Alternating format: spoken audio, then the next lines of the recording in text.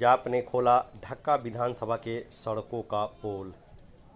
ढक्का विधानसभा के जर्जर सड़कों का जन अधिकार पार्टी ने पोल खोल दिया है। घोड़ासान प्रखंड के सभी मुख्य सड़कों का हाल बद से बदतर है।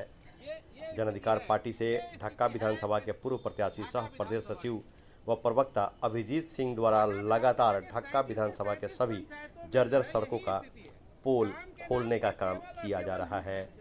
इसी कड़ी में घोड़ासान शहर के बिरता चौक से राजकीय मध्य विद्यालय होते हुए श्रीपुर चौक तक जाने वाली सड़क का हाल जर्जर है, जहां जाप नेता अभिजीत सिंह ने सड़क का निरीक्षण करते हुए ढक्का विधानसभा के विकास कार्यों पर सवाल खड़ा किया और कहा कि यहां के वर्तमान प्रतिनिधि विकास कर रहे हैं, वहीं घोड़ासान मार्केट में जाने वाली प्रमुख सड़कों का हाल नारकीय बना हुआ है।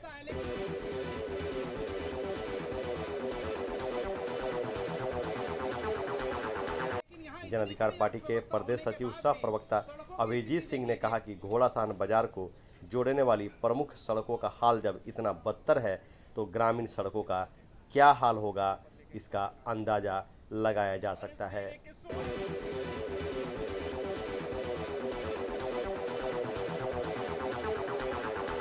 हम लोग पुनः एक और सड़क पे पहुंचे हैं जो ढाका विधानसभा के अंतर्गत आता है। ये सड़क मदरसा चौक से लैन बसरिया होते हुए झोड़ाखल होते हुए नेपाल की सीमा तक जाती है। स्थिति देख लीजिए क्या स्थिति है। और अगर आप यहाँ नेपाल में जब घुसेंगे, यहाँ से करीबन 3 से 3.5 किलोमीटर की दूरी पे नेपाल है, और वहाँ जाके देखेंगे तो वहाँ की सड़कें चमचमाती हुई हैं। नेपाल की अर्थव्यवस्था और भारत की अर्थव्यवस्था में बहुत बड़ा फर्क है।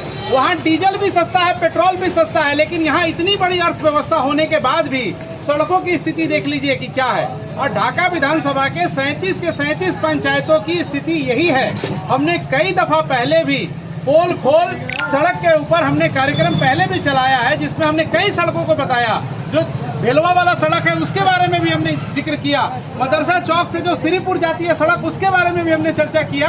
और अभी हम लोग जहाँ खड़े हैं, ये लैंड बसवरिया होते हुए झड़ौखर और नेपाल के बॉर्डर तक जाती है ये सड़क। और आज भी ये स्थिति देख लीजिए कि चारों तरफ नर्क बना हुआ है, वाटर लॉकिंग है, हर जगह पानी जो है फंसा हुआ है, न यहाँ नाली की व्यवस्था है, न सड़क बनाने की कोई व्यवस्था है। प्रशासन और जनप्रतिनिधि कुंभ की नींद में सोए हुए हैं। नीतीश कुमार की सरकार रावण की सरकार है। केवल और केवल मैं की बात होती है। यहाँ विकास नाम की कोई चीज नहीं है। यहाँ आरसीपी सिन्हा का टैक्स लगता है और केवल भ्रष्टाचारियों की सरकार है। एक प्रमाण पत्र, या तो जीवन प्रमाण पत्र या मृत्यु प्रमाण पत्र लेने के लिए भी उसका रेट लिस्ट तय कर दिया गया है सरकार के द्वारा। 2000 रुपया दीजिए तब आपका ब्लॉक में काम होगा। अब ये नीतीश कुमार को तय करना होगा कि कितने लाख रुपया यहाँ के दुकानदार भाई और यहाँ के ग्रामीण देंगे तब यहाँ की सड़कें बनेंगी। कितनी ईमानदारी और कितनी दलाली देनी पड़ेगी यहाँ के प्रतिनिधियों को तब यहाँ की सड़कें बनेंगी। यहाँ की जो सड़कें हैं 37 पंचायतों की, उसकी हर जगह की स्थिति यही है। हम लोग बार बार कोशिश कर रहे हैं। हमने डीएम को भी चिट्ठी लिखने की कोशिश की, नितिन नवीन साहब को भी चिट्ठी लिखने की कोशिश की, लेकिन आज तक कोई जवाब नहीं आया है।